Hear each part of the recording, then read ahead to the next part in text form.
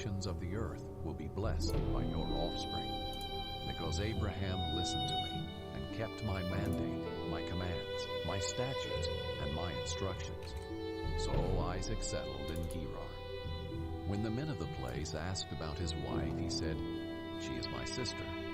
For he was afraid to say, "my wife," thinking, "The men of the place will kill me on account of Rebekah, for she is a beautiful woman." When Isaac had been there for some time, Abimelech, king of the Philistines, looked down from the window and was surprised to see Isaac caressing his wife Rebekah. Abimelech sent for Isaac and said, "So she is really your wife? How could you say she is my sister?" Isaac answered him, "Because I thought I might die on account of her." Then Abimelech said, "What have you done to us? One of the people could easily have slept with your wife, and you would have brought guilt on us." So Abimelech warned all the people, "Whoever harms this man or his wife will certainly be put to death." Isaac sowed seed in that land, and in that year he reaped 100 times what was sown. The Lord blessed him, and the man became rich and kept getting richer until he was very wealthy. He had flocks of sheep, herds of cattle, and many slaves, and the Philistines were envious of him. Philistines stopped up all the wells that his father's servants had dug in the days of his father Abraham, filling them with dirt. And Abimelech said to Isaac, "Leave us, for you are much too powerful for us." So Isaac left there, camped in the Gerar valley, and lived there. Isaac reopened the wells that had been dug in the days of his father Abraham, and that the Philistines had stopped up after Abraham died. He gave them the same names his father had given them. Then Isaac's servants dug in the valley and found a well of spring water there. But the herdsmen of Gerar quarreled with Isaac's herdsmen and said, "The water is ours."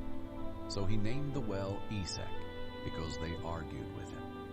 Then they dug another well and quarreled over that one also. So he named it Sitnah. He moved from there and dug another, and they did not quarrel over it. He named it Rehoboth and said, "For now the Lord has made space for us, and we will be fruitful in the land." From there he went up to Beersheba, and the Lord appeared to him that night and said, "I am the God of your father Abraham. Do not be afraid, for I am with you. I will bless you and multiply your offspring because of my servant Abraham." So he built an altar there, called on the name of the Lord, and pitched his tent there. Isaac's servants also dug a well there. Now Abimelech came to him from Gerar with Ahazath his advisor, and Phicol the commander of his army. Isaac said to them, "Why have you come to me? You hated me and sent me away from you." They replied, "We have clearly seen how the Lord has been with you.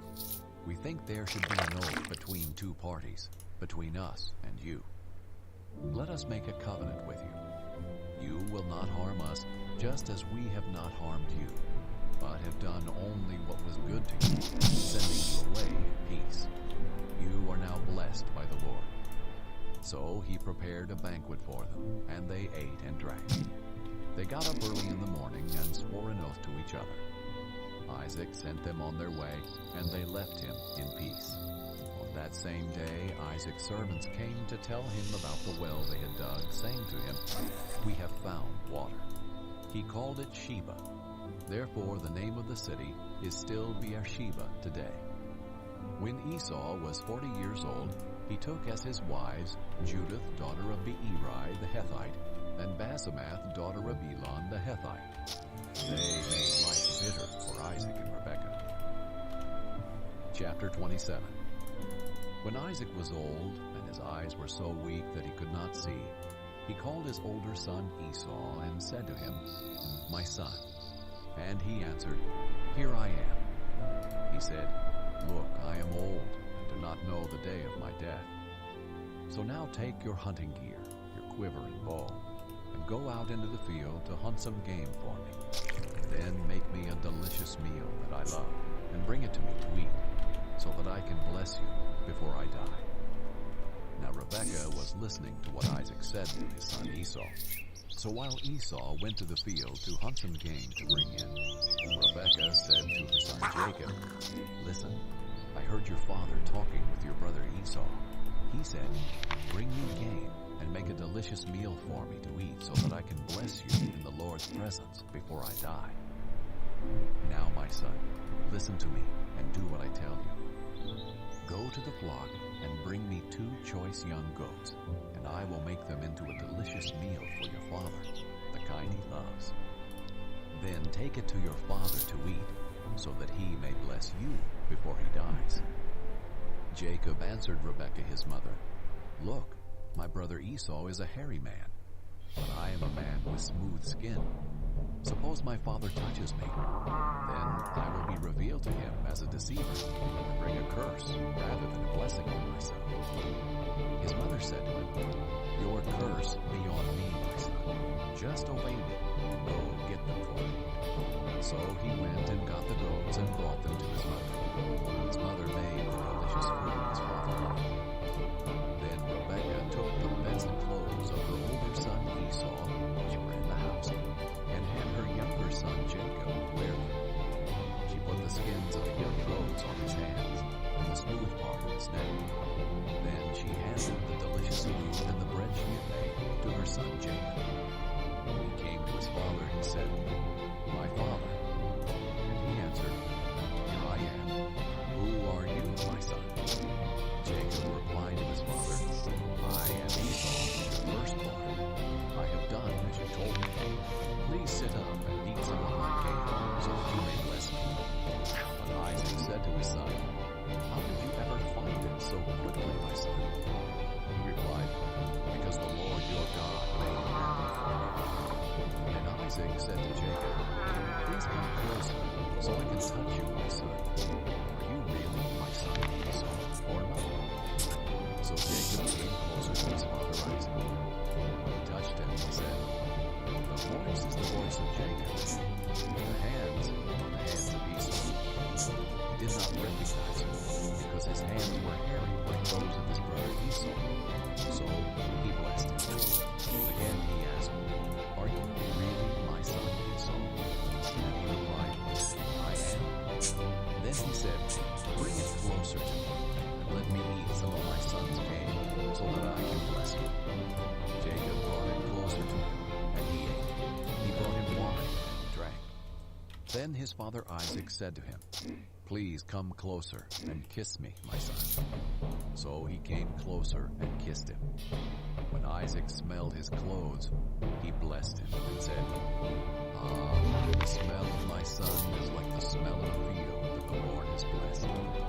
May God give to you, from the dew of the sky and from the richness of the land, an abundance of grain and new wine. May peoples serve you, and nations bow and worship you. Be master over your relatives. May your mother's sons bow and worship to you. Those who curse you will be cursed, and those who bless you will be blessed." As soon as Isaac had finished blessing Jacob, Jacob had left the presence of his father Isaac. His brother Esau arrived from his hunting. He had also made some delicious food and brought it to his father. He said to his father, "Let my father get up and eat some of his son's game, so that you may bless me." But his father Isaac said to him, "Who are you?" He answered, "I am Esau, your firstborn son." Isaac began to tremble uncontrollably. "Who was it then," he said, "who hunted game and brought it to me? I ate it all before you came in, and I blessed him. Indeed, he will be blessed." When Esau heard his father's words, he cried out with a loud, bitter cry, and said to his father, "Bless me too, my father." But he replied, "Your brother came deceitfully and took your blessing." So he said, "Isn't he rightly named Jacob? For he has cheated me twice now. He took my birthright, and look, now he has taken my blessing." Then he asked, "Haven't you saved the blessing?" But Isaac answered Esau, "I have made him a master over you, have given him all of his relatives as his servants, and have sustained him with grain and new wine. What then can I do for you, my son?" Esau said to his father, "Do you have only one blessing, my father? Bless me too, my father." And Esau wept loudly. His father Isaac answered him, "Look, your dwelling place will be away from the richness of the land, away from the dew of the sky above. You will live by your sword, and you will serve your brother. But when you rebel, you will break his yoke from your neck." Esau held a grudge against Jacob because of the blessing his father had given him. Esau determined in his heart, "The days of mourning for my father are approaching. Then I will kill my brother Jacob." When the words of her older son Esau were reported to Rebekah, she summoned her younger son Jacob and said to him, "Listen, your brother Esau is consoling himself by planning to kill you. So now, my son, listen to me. Flee at once to my brother Laban in Abraham, and stay with him for a few days until your brother's anger subsides, until your brother's rage turns away from you, and he forgets what you have done to him. Then I will send for you and bring you back from there. Why should I lose you both in one day?" So Rebekah said to Isaac, "I'm sick of my life because of these Hethite girls. If Jacob marries someone from around here, like these Hethite girls, what good is my life?" Chapter 28. So Isaac summoned Jacob, blessed him, and commanded him, "Do not marry a Canaanite girl. Go at once to Abraham, to the house of Bethuel, your mother's father. Marry one of the daughters of Laban, your mother's brother. May God Almighty bless you, and make you fruitful and multiply you, so that you become an assembly of fields. May God give you and your offspring the blessing of Abraham, so that you may possess the land where you live as a foreigner, the land God gave to Abraham." So Isaac sent Jacob to Padan Aram, to Laban son of Bethuel the Aramean, brother of Rebekah, the mother of Jacob and Esau. Esau noticed that Isaac blessed Jacob and sent him to Padan Aram to get a wife for him. Blessed him, Isaac commanded Jacob, "Do not marry a Canaanite girl." And Jacob listened to his father and mother, and went to Padan Aram. Esau realized that his father Isaac disapproved of the Canaanite women. So Esau went to Ishmael and married, in addition to his other wives, Mahalath, daughter of Ishmael, Abraham's son. She was the sister of Nebaioth. Jacob left Beersheba and went toward Haran. He reached a certain place and spent the night there, because the sun was setting. He took one of the stones from the place, put it there at his head, and lay down in that place. And he dreamed. A stairway was set on the ground, with its top reaching the sky. God's angels were going up and down. The Lord was standing there beside him, saying, "I am the Lord, the God of your father Abraham, and the God of Isaac. I will give you and your offspring the land on which you are lying. Your offspring will be like the dust of the earth, and you will spread out toward the west, the east, the north, and the south.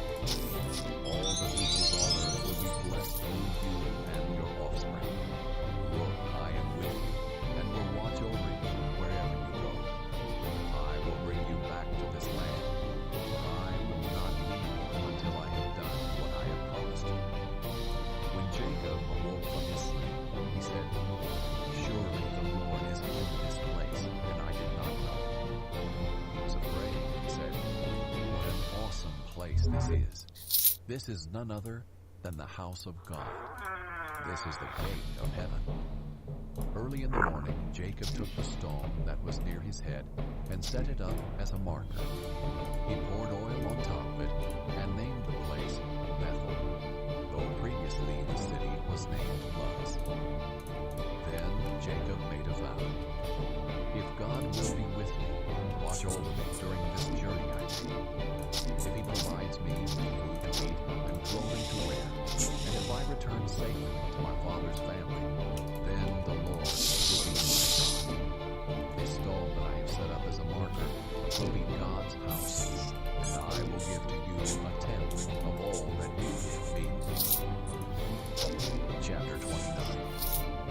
Jacob resumed his journey and went to the eastern country. He looked and saw a well in the field.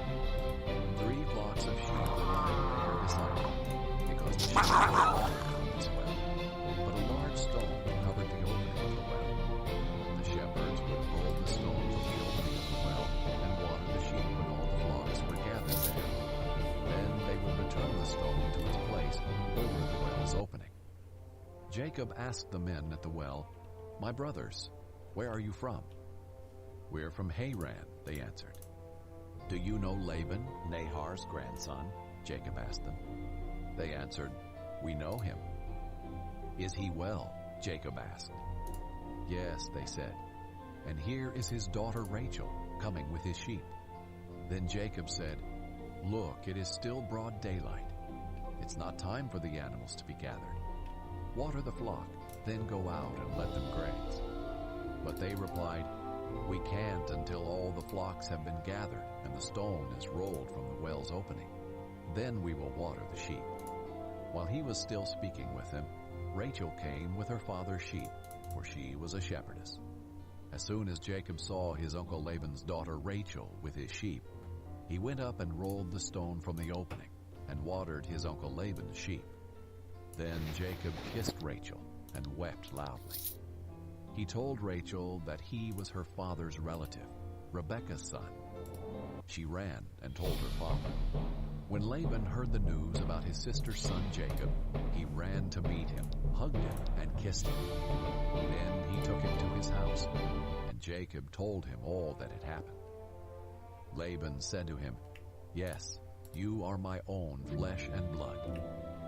After Jacob had stayed with him a month, Laban said to him, "Just because you're my relative, should you work for me for nothing?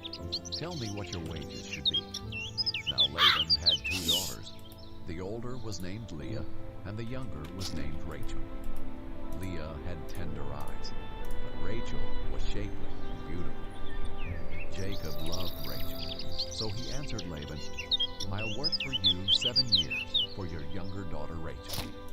Laban replied, "Better that I give her to you than to some other man. Stay with me."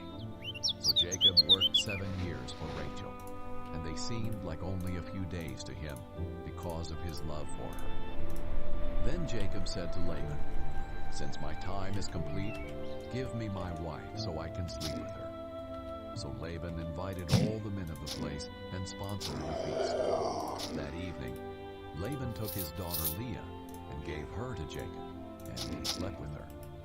And Laban gave his slave Zilpah to his daughter Leah as her slave. When morning came, there was Leah. So he said to Laban, "What have you done to me? Wasn't it for Rachel that I worked for you? Why have you deceived me?" Laban answered, "It is not the custom in our country to give the younger daughter in marriage before the firstborn. Complete this week of wedding celebration, and we will also give you this younger one, in return for working yet another 7 years for me." And Jacob did just that. He finished the week of celebration, and Laban gave him his daughter Rachel as his wife. And Laban gave his slave Bilhah to his daughter Rachel as her slave. Jacob slept with Rachel also, and indeed he loved Rachel more than Leah. And he worked for Laban another 7 years. When the Lord saw that Leah was neglected, he opened her womb. But Rachel was unable to conceive. Leah conceived, gave birth to a son, and named him Reuben. For she said, "The Lord has seen my affliction.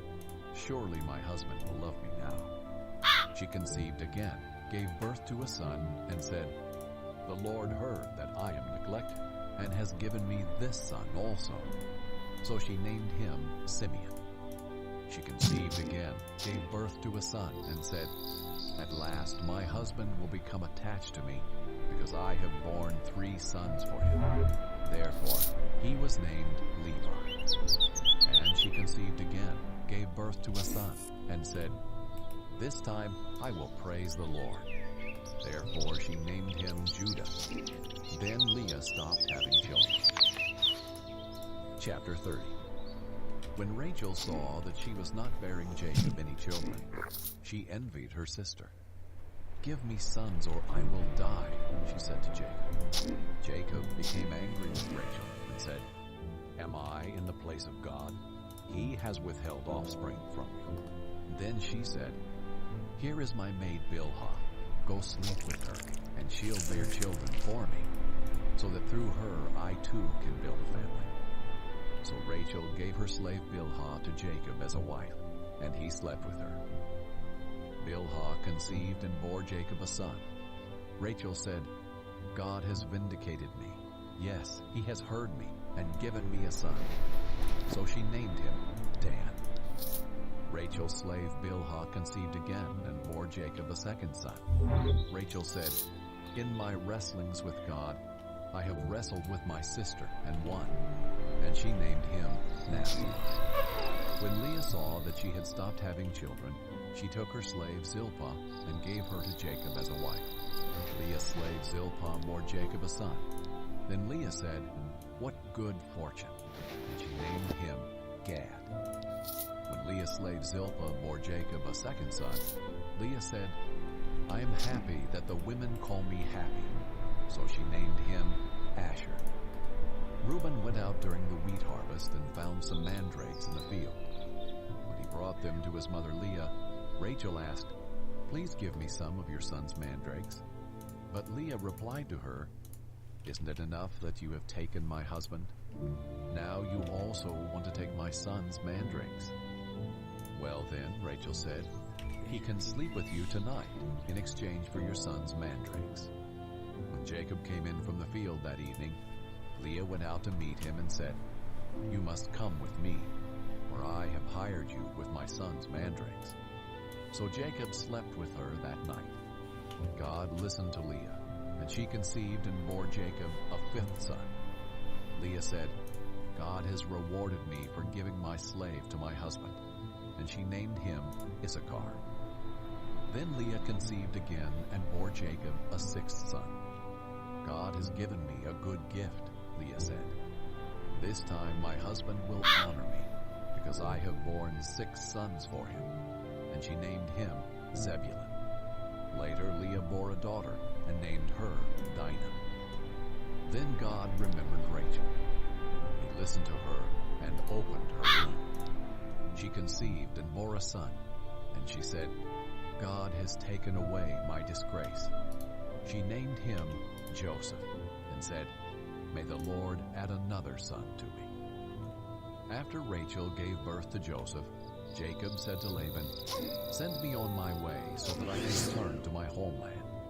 Give me my wives and my children that I have worked for, and let me go. You know how hard I have worked for you." But Laban said to him, "If I have found favor with you, stay. I have learned by divination that the Lord has blessed me because of you." Then Laban said, "Name your wages, and I will pay them." So Jacob said to him, "You know how I have served you, and how your herds have fared with me. For you had very little before I came, but now your wealth has increased. The Lord has blessed you because of me. And now when will I also do something for my own family?" Laban asked, "What should I give you?" And Jacob said, "You don't need to give me anything. If you do this one thing for me, I will continue to shepherd and keep your flock. Let me go through all your sheep today and remove every sheep that is speckled or spotted, every dark-colored sheep among the lambs, and the spotted and speckled among the female goats. Such will be my wages. In the future, when you come to check on my wages, my honesty will testify for me. If I have any female goats that are not speckled or spotted, or any lambs that are not black, they will be considered stolen." "Good," said Laban. "Let it be as you have said." That day Laban removed the streaked and spotted male goats and all the speckled and spotted female goats, every one that had any white, and every dark-colored among the lambs, and he placed his sons in charge of them.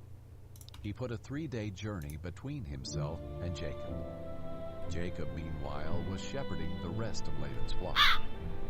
Jacob then took branches of fresh poplar, almond, and plane wood, and peeled the bark, exposing white stripes on the branches. He set the peeled branches in the troughs in front of the sheep, in the water channels where the sheep came to drink, and the sheep bred when they came to drink. The flocks bred in front of the branches, and bore streaked, speckled, and spotted young. Jacob separated the lambs and made the flocks face the streaked sheep and the completely dark sheep in Laban's flocks. Then he set his own stock apart and didn't put them with Laban's sheep. Whenever the stronger of the flock were breeding, Jacob placed the branches in the troughs, in full view of the flocks, and they would be in front of the branches. As for the weaklings of the flock, he did not put out the branches. So it turned out that the weak sheep belonged to Laban, and the stronger ones to Jacob. And the man became very rich. He had many flocks, female and male slaves, and camels and donkeys. Chapter 31. Now Jacob heard what Laban's sons were saying. Jacob has taken all that was our father's, and has built this wealth from what belonged to our father. And Jacob saw from Laban's face that his attitude toward him was not the same as before. The Lord said to him, "Go back to the land of your ancestors and to your family, and I will be with you." Jacob had Rachel and Leah called to the field where his flocks were. He said to them, "I can see from your father's face that his attitude toward me is not the same as before. But the God of my father has been with me. You know that with all my strength I have served your father, and that he has cheated me and changed my wages 10 times. But God has not let him go. If he said, 'The spotted sheep will be your wages,' then all the sheep were born spotted. If he said, 'The streaked sheep will be your wages,' then all the sheep were born streaked. God has taken away your father's herds and given them to me. When the flocks were breeding, I saw in a dream that the streaked, spotted, and speckled males were mating with the females. In that dream, the angel of God said to me, 'Jacob.' And I said, 'Here I am.' And he said, 'Look up and see. All the males that are mating with the flocks are streaked, spotted, and speckled. For I have seen all that Laban has been doing to you. I am the God of Bethel, where you poured oil on the stone altar and made a solemn vow to me. Get up, leave this land, and return to your native land.' Then Rachel and Leah answered him, 'Do we have any portion or inheritance in our father's family? Are we not regarded by him as outsiders? For he has sold us and has certainly spent our purchase price. In fact, all the wealth that God has taken away from our father belongs to us and to our children. So do whatever God has said to you.' So Jacob got up and put his children and wives on the camels. He took all the livestock and possessions he had acquired and paid in Aram, and he told his herds to go to the land of Canaan with his father Isaac. When Laban had gone to shear his sheep, Rachel stole her father's household idols. And Jacob deceived Laban the Aramean, not telling him that he was fleeing. He fled with all his possessions, crossed the Euphrates, and headed for the hill country of Gilead. On the third day, Laban was told that Jacob had fled. So he took his relatives with him, pursued Jacob for 7 days, and overtook him in the hill country of Gilead. But God came to Laban the Aramean in a dream at night. "Watch yourself," God warned him. "Don't say anything to Jacob, either good or bad." When Laban overtook Jacob, Jacob had pitched his tent in the hill country, and Laban and his relatives also pitched their tents in the hill country of Gilead. Laban said to Jacob, "What have you done? You have deceived me and taken my daughters away like prisoners of war. Why did you secretly flee from me, deceive me, and not tell me? I would have sent you away with joy and singing, with tambourines and lyres. But you didn't even let me kiss my grandchildren and my daughters. You have acted foolishly. I could do you great harm, but last night the God of your father said to me, 'Watch yourself. Don't say anything to Jacob, either good or bad.'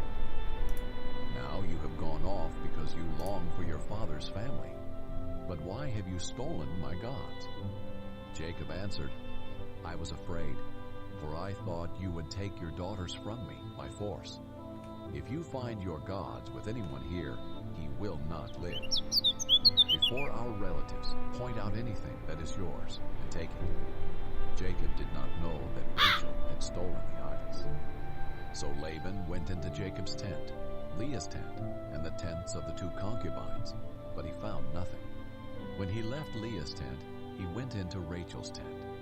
Now Rachel had taken Laban's household idols, put them in the saddlebag of the camel, and sat on them. Laban searched the whole tent, but found nothing. She said to her father, "Don't be angry, my lord, that I cannot stand up in your presence. I am having my period." So Laban searched, but could not find the household idols. Then Jacob became incensed and brought charges against Laban. "What is my crime?" he said to Laban. "What is my sin that you have pursued me? You've searched all my possessions. Have you found anything of yours? Put it here before my relatives and yours, and let them decide between the two of us. I've been with you these 20 years. Your ewes and female goats have not miscarried, and I have not eaten the rams from your flock. I did not bring you any of the flock torn by wild beasts. I myself bore the loss. You demanded payment from me for what was stolen by day or by night. There I was. The heat consumed me by day, and the frost by night, and sleep fled from my eyes. For 20 years in your household I served you. 14 years for your 2 daughters, and 6 years for your flocks. And you have changed my wages 10 times. If the God of my father, the God of Abraham, the fear of Isaac, had not been with me, certainly now you would have sent me off empty-handed. But God has seen my affliction and my hard work, and he issued his verdict last night." Then Laban answered Jacob, "The daughters are my daughters, the children my children, and the flocks my flocks. Everything you see is mine. But what can I do today for these daughters of mine, or for the children they have borne? Come now, let's make a covenant, you and I. Let it be a witness between the two of us." So Jacob picked out a stone and set it up as a marker. Then Jacob said to his relatives, "Gather stones." And they took stones and made a mound, then ate there by the mound. They named the mound Jegar-Sahadutha, but Jacob named it Galed. Then Laban said, "This mound is a witness between you and me today." Therefore the place was called Galed, and also Mizpah, for he said, "May the Lord watch between you and me when we are out of each other's sight. If you mistreat my daughters or take other wives, though no one is with us, understand that God will be a witness between you and me." Laban also said to Jacob, "Look at this mound and the marker I have set up between you and me. This mound is a witness, and the marker is a witness that I will not pass beyond this mound to you. You will not pass beyond this mound and this marker to do me harm. The God of Abraham and the gods of Nahor, the gods of their father, will judge between us." And Jacob swore by the fear of his father Isaac. Then Jacob offered a sacrifice on the mountain and invited his relatives to eat a meal. So they ate a meal and spent the night on the mountain. Laban got up early in the morning, kissed his grandchildren and daughters, and blessed them. Then Laban left to return home. Chapter 32. Jacob went on his way, and God's angels met him. When he saw them, Jacob said, "This is God's camp." So he called that place Mahanaim. Jacob sent messengers ahead of him to his brother Esau in the land of Seir, the territory of Edom. He commanded them, "You are to say to my lord Esau, 'This is what your servant Jacob says. I have been staying with Laban, and have been delayed until now. I have oxen, donkeys, flocks, and male and female slaves.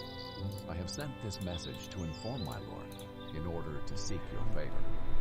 When the messengers returned to Jacob, they said, We went to your brother Esau. He is coming to meet you, and he has 400 men with him." Jacob was greatly afraid and distressed. He divided the people with him into 2 camps, along with the flocks, herds, and camels. He thought, if Esau comes to one camp and attacks it, the remaining one can escape. Then Jacob said, "God of my father Abraham and God of my father Isaac, the Lord who said to me, 'Go back to your land and to your family, and I will cause you to prosper,' I am unworthy of all the kindness and faithfulness you have shown your servant. Indeed, I crossed over the Jordan with my staff, and now I have become 2 camps. Please rescue me from my brother Esau, for I am afraid of him. Otherwise he may come and attack me, the mothers, and their children. You have said, 'I will cause you to prosper, and I will make your offspring like the sand of the sea, too numerous to be counted.'" He spent the night there, and took part of what he had brought with him as a gift for his brother Esau: 200 female goats, 20 male goats, 200 ewes, 20 rams, 30 milk camels with their young, 40 cows, 10 bulls, 20 female donkeys, and 10 male donkeys. He entrusted them to his slaves as separate herds, and said to them, "Go on ahead of me, and leave some distance between the herds." And he told the first one, "When my brother Esau meets you and asks, 'Who do you belong to? Where are you going? And whose animals are these ahead of you?' Then tell him, 'They belong to your servant Jacob. They are a gift sent to my lord Esau. And look, he is behind us.'" He also told the second one, the third, and everyone who was walking behind him, "Say the same thing to Esau when you find him. You are also to say, 'Look, your servant Jacob is right behind us.'" For he thought, "I want to appease Esau with the gift that was going ahead of me. After that, I can face him. So the gift was sent on ahead of him, and he remained in the camp that night. During the night, Jacob got up and took his 2 wives, his 2 slave women, and his 11 sons, and crossed the ford of Jabbok. He took them and sent them across the stream, along with all his possessions. Jacob was left alone, and a man wrestled with him until daybreak. When the man saw that he could not defeat him, he struck Jacob's hip socket as they wrestled, and dislocated his hip. Then he said to Jacob, "Let me go, for it is daybreak." But Jacob said, "I will not let you go unless you bless me." "What is your name?" the man asked. "Jacob," he replied. "Your name will no longer be Jacob," he said.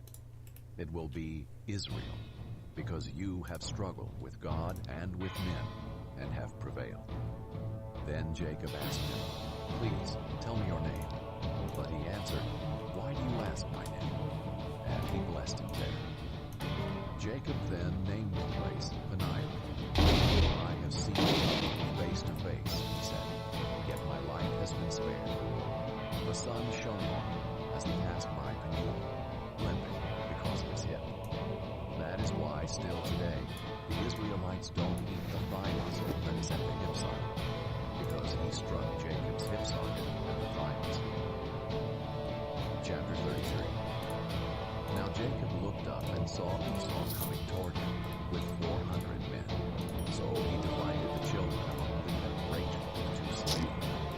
He put the slaves and their children first, Leah and her children next, and Rachel and Joseph last. He himself went on ahead, bowed to the ground 7 times until he approached his brother. But Esau ran to meet him, hugged him, threw his arms around him, and kissed him. Then they wept. When Esau looked up and saw the women and children, he asked, "Who are these with you?" He answered, "The children God has graciously given your servant." Then the slaves and the children approached him and bowed down. Leah and her children also approached and bowed down. And then Joseph and Rachel approached and bowed down. So Esau said, "What do you mean by this whole procession, my men?" "To find favor with you, my lord." "I have enough, my brother," Esau replied. "Keep what you have." But Jacob said, "No, please. If if I have found favor with you, take this gift from me. For indeed I have seen your face, and it is like seeing God's face, since you have accepted me. Please take my present that was brought to you, because God has been gracious to me, and I have everything I need. So Jacob urged him until he accepted.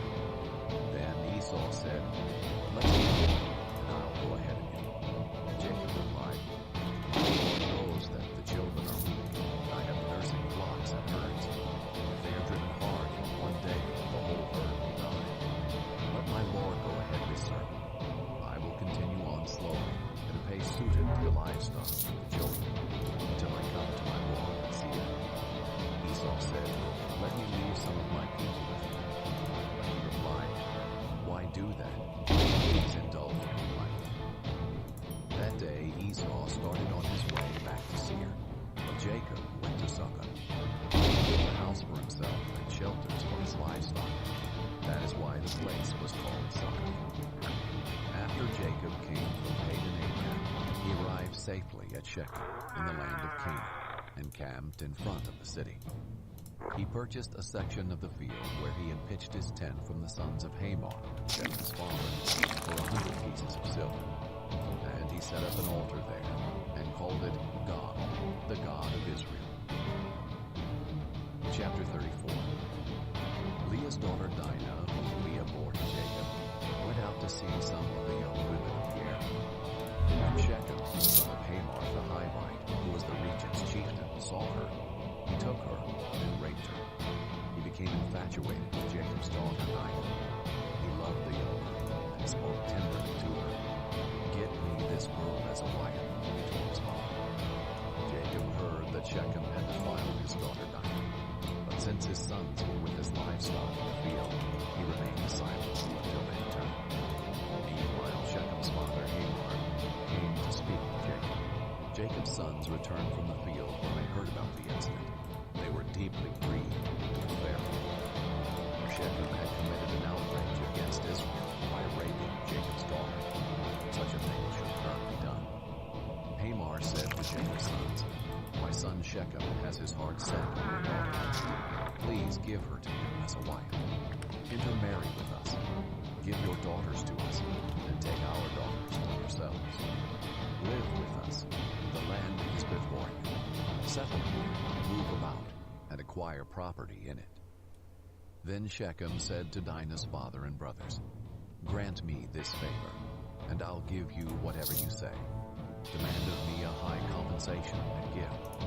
I'll give you whatever you ask me. Just give the girl to be my wife." But Jacob's sons answered Shechem and his father Hamor deceitfully, because he had defiled their sister Dinah. "We cannot do this thing," they said to him. "Giving our sister to an uncircumcised man is a disgrace to us. We will agree with you only on this condition. If all your males are circumcised, as we are, then we will give you our daughters, take your daughters for ourselves, live with you, and become one people. But if you will not listen to us and be circumcised, then we will take our daughter and go." Their words seemed good to Hamor and his son Shechem. The young man did not delay doing this, because he was delighted with Jacob's daughter. Now he was the most important in all his father's family. So Hamor and his son Shechem went to the gate of their city and spoke to the men of their city. "These men are peaceful toward us," they said. "Let them live in our land and move about in it, for indeed the region is large enough for them. Let's take their daughters as our wives and give our daughters to them. But the men will agree to live with us and be one people only on this condition. If all our men are circumcised as they are, won't their livestock, their possessions, all their animals become ours? Only let's agree with them, and they will live with us." All the men who came to the city gates listened to Hamor and his son Shechem, and all those men were circumcised. On the third day, when they were still, two of Jacob's sons, Simeon and Levi, Dinah's brothers, took their swords, went to the suspecting city, and killed every male. They killed Hamor and his son Shechem with their swords, took Dinah from Shechem's house, and went away. Jacob's sons came to the sword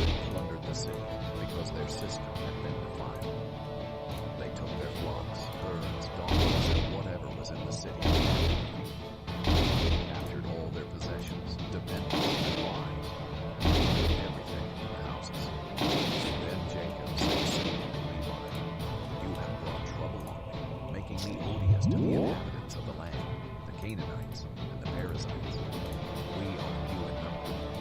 They united against me and attacked me. I and my God destroyed her.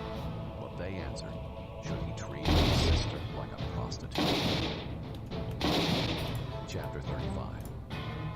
God said to Jacob, get up, go to Bethel and settle there. Build an altar there to the God who appeared to you when you fled from your brother Esau. So Jacob said to his family and all who were with him, get rid of the foreign gods that are among you. Purify yourselves and change your clothes. We must get up and go to Bethel. I will build an altar there to the God who answered me in my day of distress. He has been everywhere I went. Then they gave Jacob all their foreign gods and their earrings, and Jacob hid them under the oak near Shechem. They set out a terror from the cities around them. They did not pursue Jacob's sons. So Jacob and all who were with him came to Luz, that is Bethel, in the land of Canaan. Jacob built an altar there and called the place El Bethel, because it was there that God had revealed himself to him when he was fleeing from his brother. Deborah, the one who had nursed and raised Rebekah, died and was buried under the oak south of Bethel. So Jacob named it Al-Bakath. God appeared to Jacob again after he returned from Padan Aram, and he blessed him. God said to him, your name is Jacob. You are no longer named Jacob, but your name will be Israel. So he named him Israel. God also said to him, I am God Almighty. Be fruitful and multiply. A nation, indeed an assembly of nations, will come from it. Kings will descend from it. I will give to you the land that I gave to Abraham and Isaac, and I will give the land to your future descendants. Then God withdrew from him at the place where he had spoken to him. Jacob set up a marker at the place where he had spoken to him, a stone marker. He poured a drink offering on it and poured oil on it. Jacob named the place where God had spoken with him Bethel. They set out from Bethel. When they were still some distance from Ephrath, Rachel began to give birth, and her labor was difficult. During her difficult labor, the midwife said to her, don't be afraid, for you have another son. With her last breath, for she was dying, she named him Enoch, but his father called him Benjamin. So Rachel died and was buried on the way to Ephrath, that is Bethlehem. Jacob set up a marker on her grave, as the marker at Rachel's grave is still today. Israel set out again and pitched his tent beyond the tower of Israel was living in that region. Reuben went in and slept with his father's concubine Bilhah, and Israel heard of it. Jacob had 12 sons. Leah's sons were Reuben, Jacob's firstborn, Simeon, Levi, Judah, Issachar, and Zebulun. Rachel's sons were Joseph and Benjamin. The sons of Rachel's slave Bilhah were Dan and Naphtali. The sons of Leah's slave Zilpah were Gad and Asher. These are the sons of Jacob who were born to him in Padan Aram. Jacob came to his father Isaac at Mamre, in Kiriath Arba, that is Hebron, where Abraham and Isaac had stayed. Isaac lived 180 years. He took his last breath and died. He was gathered to his people, old and full of days. His sons Esau and Jacob buried him. Chapter 36. These are the family records of Esau. Esau took his wives from the Canaanite women. Adah, daughter of Elam, the Hittite, daughter of Anah, and granddaughter of Zibeon, the Hittite, and Basemath, daughter of Ishmael, and Sisera of Nebaioth. Adah bore Eliphaz, his son.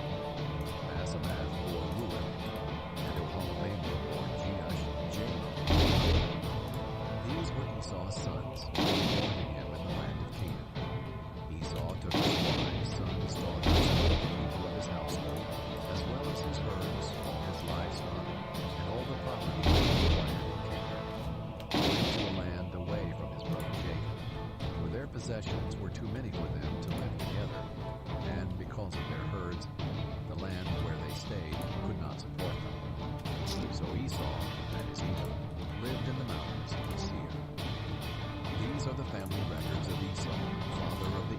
resides in the mountains of Seir. These are the names of Esau's sons. Eliphaz, son of Esau's wife, Ada.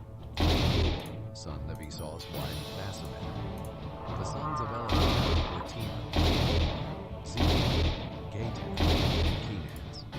Timna, a concubine of Esau's son Eliphaz, bore Amalek to Eliphaz. These are the sons of Esau's wife, Ada. These are Reuel's sons, Nebaioth, Zerah, Shammah, and Mizah. These are the sons of Esau's wife, Basemath. These are the sons of Esau's wife, Abigail, daughter of Aner, and granddaughter of Zibeon. She bore Jeush, Jacob, and Korah to Edom. These are the chiefs among Esau's sons, the sons of Eliphaz, Esau's firstborn. Chief Timna, Chief Omar, Chief Zerah, Chief Kenaz, Chief Korah, Chief Gatam, and Chief Abigail. These are the chiefs descended from Eliphaz in the land of Edom. These are the sons of Ada. These are the sons of Reuel, Esau's son. Chief Nahath, Chief Zerah, Chief Shammah, and Chief Mizah. These are the chiefs descended from Reuel in the land of Edom. These are the sons of Esau's wife, Basemath. These are the sons of Esau's wife, Oholibamah. Chief Jeush, Chief Jamin, and Chief Korah. These are the chiefs descended from Esau's wife, Oholibamah, daughter of Ana. These are the sons of Esau, that is Edom, and these are their chiefs. These are the sons of Seir the Horite, the inhabitants of the land. Lotan, Shobal, Zibeon, Dishon, Ezer, and Dishan. These are the chiefs among the Horites, the sons of Seir in the land of Edom. The sons of Lotan were Hobah and Timna. Timna was Lotan's sister. These are Shobal's sons. Alvan, Lenahan, Ebal, Shepho, and Onan. These are Zibeon's sons, Aya and Ana. This was the Ana who found the hot springs in the wilderness while he was pasturing the donkeys of his father Zibeon. These are the children of Ana, Dishon and Oholibamah, daughter of Ana. These are Dishon's sons, Hemdan, Eshban, Ithran, and Hebron. These are Ezer's sons, Bildan, Zaavan, and Achan. These are Dishon's sons, Uz and Aram. These are the chiefs among the Horites, Chief Lotan, Chief Shobal, Chief Zibeon, Chief Aner, Chief Dishon, Chief Ezer, and Chief Dishan. These are the chiefs among the Horites, clan by clan, in the land of Seir. These are the kings who reigned in the land of Edom before any king reigned over the Israelites. Bela, son of Beor, reigned in Edom. The name of his city was Dinhabah. When Bela died, Jobab, son of Zerah, from Bozrah, reigned in his place. When Jobab died, Husham from the land of the Temanites reigned in his place. When Husham died, Hadad, son of Bedad, reigned in his place. He defeated Midian in the field of Moab. The name of his city was Avon. When Hadad died, Samlah from Masrekah reigned in his place. When Samlah died, Shaul from Rehoboth, the Euphrates River, reigned in his place. When Shaul died, Baal-Hanan, son of Akbor, reigned in his place. When Baal-Hanan, son of Akbor, died, Hadar reigned in his place. His city was Payah, and his wife's name was Mahedabel, daughter of Matred, daughter of Mezahel. These are the names of Esau's chiefs, according to their families and their localities, by their names. Chief Timna, Chief Alvan, Chief Jetheth, Chief Oholibamah, Chief Elam, Chief Plaiah, Chief Kenaz, Chief Timna, Chief Mibzar, Chief Magdiel, and Chief Iram. These are Edom's chiefs, according to their settlements in the land they possessed. Esau was father of the Edomites. Chapter 37. Jacob lived in the land where his father had stayed, the land of Canaan. These are the family records of Jacob. At 17 years of age, Joseph tended sheep with his brothers. The young man was working with the sons of Bilhah and Zilpah, his father's wives, and he brought a bad report about them to the flock. Joseph more than his other sons, as Joseph was a son born to him in his old age. He made a long-sleeved robe for him. When his brothers saw that their father loved him more than all his brothers, they hated him and could not bring themselves to speak peaceably to him. Then Joseph had a dream. When he told it to his brothers, they hated him even more. He said to them, "Listen to this dream I had. There we were, binding sheaves of grain in the field. Suddenly, my sheaves stood up, and your sheaves gathered around it and bowed down to my sheaf. Are you really going to reign over us?" His brothers asked him. "Are you really going to rule us?" So they hated him even more because of his dream and what he said. Then he had another dream and told it to his brothers. "Look," he said, "I had another dream, and this time the sun, moon, and 11 stars were bowing down to me." He told his father and brothers. His father rebuked him. "What kind of dream is this that you have had?" he said. "Am I and your mother and your brothers really going to come and bow before you?" His brothers were jealous of him, but his father kept the matter in mind. His brothers had gone to pasture their father's flocks at Shechem. Israel said to Joseph, "Your brothers, you know, are pasturing the flocks at Shechem. Get ready, I'm sending you to them." "I'm ready," Joseph replied. Then Israel said to him, "Go and see how your brothers and the flocks are doing, and bring word back to me." So he sent him from the Hebron Valley, and he went to Shechem. A man found him there wandering in the field and asked him, "What are you looking for?" "I'm looking for my brothers," Joseph said. "Can you tell me where they are pasturing their flocks?" "They've moved on from here," the man said. "I heard them say, 'Let's go to Dothan.'" So Joseph set out after his brothers and found them at Dothan. They saw him in the distance, and before he had reached them, they plotted to kill him. They said to one another, "Oh, look, here comes that dream expert. So now, come on, let's kill him and throw him into one of the pits. We can say that a vicious animal ate him. Then we'll see what becomes of his dreams." When Reuben heard this, he tried to save him from him. He said, "Let's not take his life." Reuben also said to them, "Don't shed blood. Throw him into this pit in the wilderness, but don't lay a hand on him," intending to rescue him from them and return him to his father. When Joseph came to his brothers, they stripped off Joseph's robe, the robe of many colors that he had on. Then they took him and threw him into the pit. The pit was empty, without water. They sat down to eat a meal. When they looked up, there was a caravan of Ishmaelites coming from Gilead.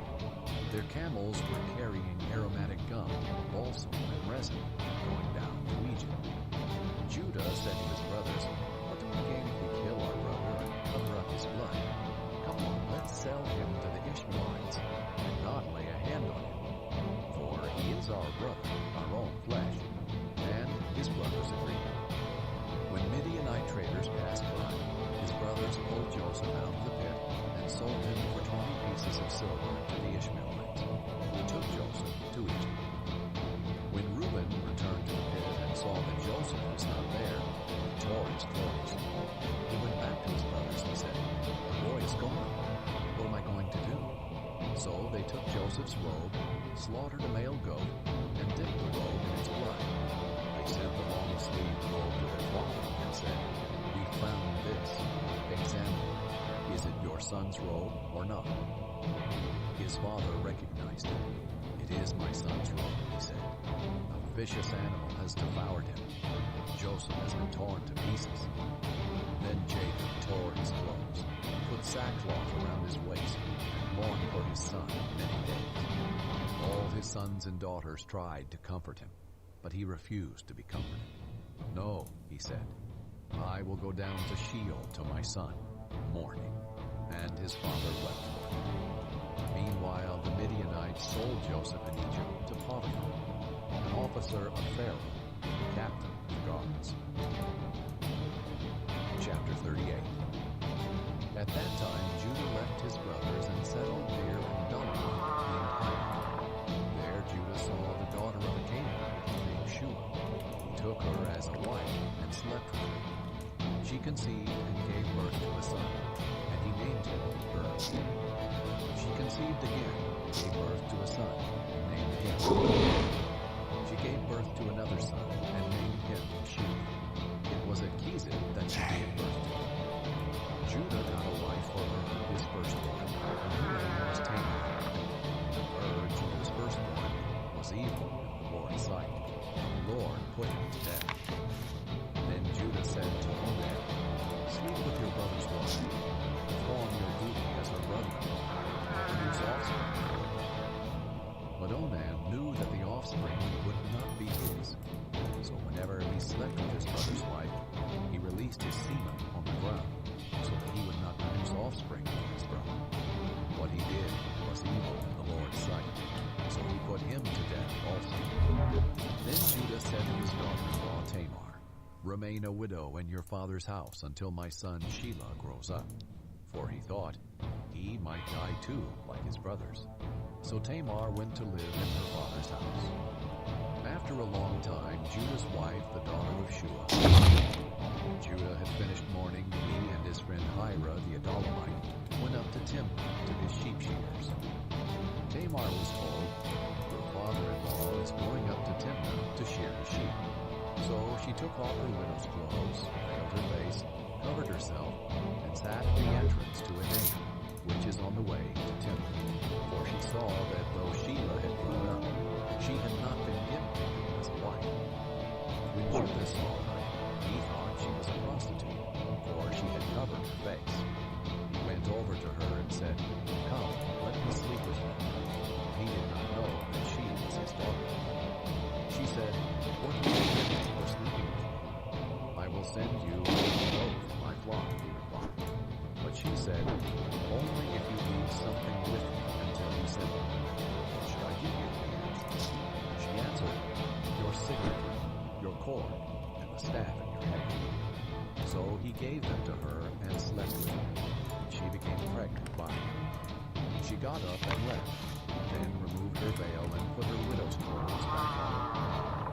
Judah sent the young goat by his friend the Adullamite in order to get back the items he had left with the woman. He could not find her. He asked the men of the place, "Where is the cult prostitute who was beside the road at Enaim?" "There has been no cult prostitute here," they answered. So the Adullamite returned to Judah, saying, "I couldn't find her, and besides, the men of the place said, 'There has been no cult prostitute here.'" Judah replied, "Let her keep the items for herself. Otherwise, we will become laughingstock. After all, I did send this young goat, but you couldn't find her." About 3 months later, Judah was told, "Your daughter-in-law Tamar has been acting like a prostitute. Now she is pregnant. Bring her out," Judah said, "and let her be burned to death." As she was being brought out, she sent her father-in-law this message, "I am pregnant by the man to whom these items belong." And she added, "Examine me. Whose signet ring, cord, and staff are these?" Judah recognized them and said, "She is more in the right than I, since I did not give her to my son Shelah, and he did not know her intimately like I did." When the time came for her to give birth, there were twins in her womb. As she was giving birth, one of them put out his hand, and the midwife took it and tied a scarlet thread around it, announcing, "This one came out first." But then he pulled his hand back. Out came his brother, and she said, "What a breakout you have made for yourself." So he was named Perez. Then his brother, who had the scarlet thread tied to his hand, came out, and was named Zerah. Chapter 39. Now Joseph had been taken to Egypt. An Egyptian named Potiphar, an officer of Pharaoh and the captain of the guards, bought him from the Ishmaelites who had brought him there. The Lord was with Joseph. He became a successful man, serving in the household of his Egyptian master. When his master saw that the Lord was with him, and that the Lord made everything he did successful, Joseph found favor with his master and became his personal attendant.